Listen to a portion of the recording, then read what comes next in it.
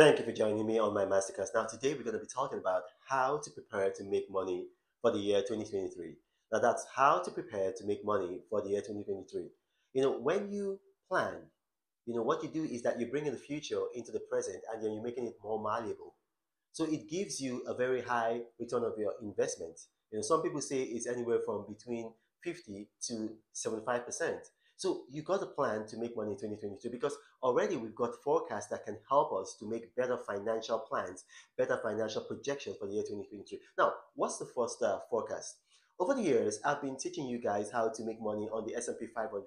And remember, I always tell you, when you invest money in the S&P 500, you want to watch what the S&P 500 is doing, what the market is doing.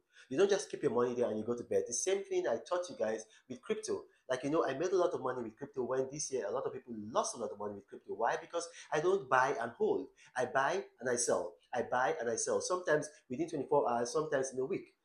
Because it's a very turbulent market. And I told you guys before, the reason why the S&P 500 is more stable than say crypto is because we got a 96-year history behind the S&P 500, which we don't have for crypto. And when you don't have like at least about minimum 4 years, but what you like is about 16 years of indexing behind a negotiable instrument, what you have to do is that you've got to be very careful.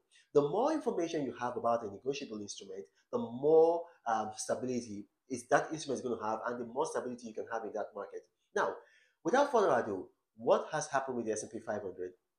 Now you got Goldman Sachs, one of the largest investment companies or investment banks in the world, projecting that in the year 2023, the S&P 500 is going to plateau at 4,000 basis points. Right now, it's about 39,905 basis points. So it's about 39.95. So that's 3,995. I said it in American English, so it's going to confuse some people a bit. So when I say 39 hundred is 3900 means 3995. So the basis point right now is about 3995. But then the investment giant Goldman Sachs is projecting that it's going to be 4,000 basis points. That's how the average is going to be next year, 2023. And so they are projecting an EPS. An EPS basically is just earning per share of zero because there's not going to be growth. And the reason behind this is because you have to understand money is now expensive. The US Fed on November 2nd, they increased the interest rate by 0.75 basis points. The next day, November 3rd, the Bank of England follows suit by exactly the same thing, 0.75 basis points. And then you've seen all the central banks in Europe, they've been following suit. What they're trying to do, they're trying to tame inflation. Inflation had gone to, like not an all-time high, but at least in the last 40 years, a 40-year high of about 8.2 in the United States, 8.2%, which is pretty high. It's almost like a third world country. It's pretty high. Nigeria, under former President Jonathan, had a very good inflation rate. Now the US, I mean, it's almost unheard of. So what they've done, they've increased their interest rates, and so I mean, you begin to see that it's working because right now interest rates in the United States year over year is now 7.7%. So the what they're doing is working.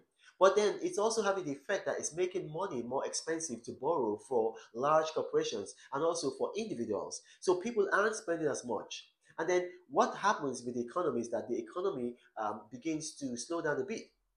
So Bank of America, the largest bank in America, is projecting that by January next year, and go at least for maybe about 3 4 months, the United States is going to be shedding at least 150,000 jobs every month.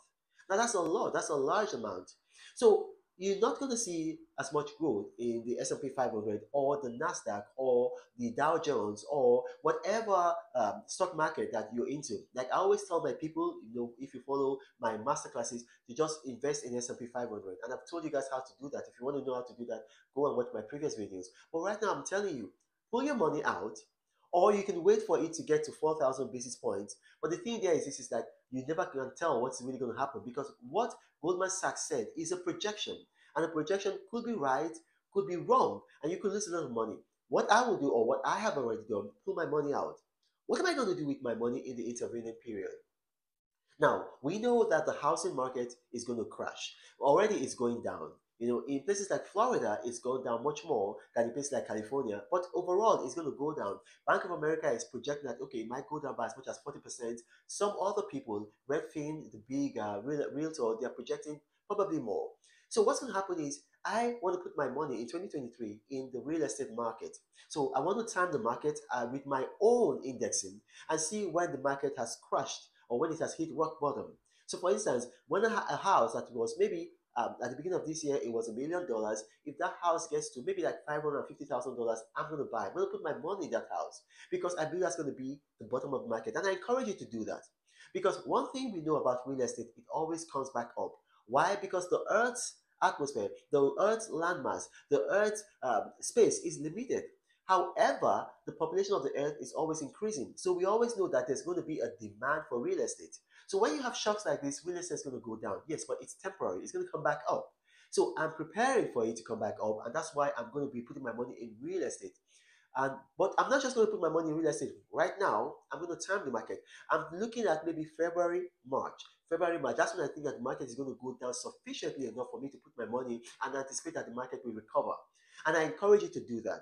So you've got to have cash to do that. You've got to have at least maybe 10% down payment. You know, if you're a United States resident, you might get away with putting just 3%. But if you're overseas, and remember, there is no citizenship or residency requirement for you to invest in the real estate market in America, unlike in Canada where they have some form of protection for their residents. In America, you can invest. So you want to put your money together. Don't buy the next iPhone. Don't buy that flashy car. Don't buy any consumer product. Keep your money. Get ready for the housing market crash. Now, my name is Reno Mokri. If you've watched this and you have questions arising from this, which is natural, you know, it's a mouthful. Some people say I talk too fast. Other people say it's a lot of information crammed in within a little period of time. What you can do is put your questions in the comment section of this email. My staff are going to bring them to me and I will do my best to respond to them. But you got to remember, I do not have a WhatsApp forum, a Telegram channel, or a Gmail email address. Scammers see that my videos tend to go viral, and so they've created a number of fake YouTube profiles with my image on it, and they approach people in the comment section.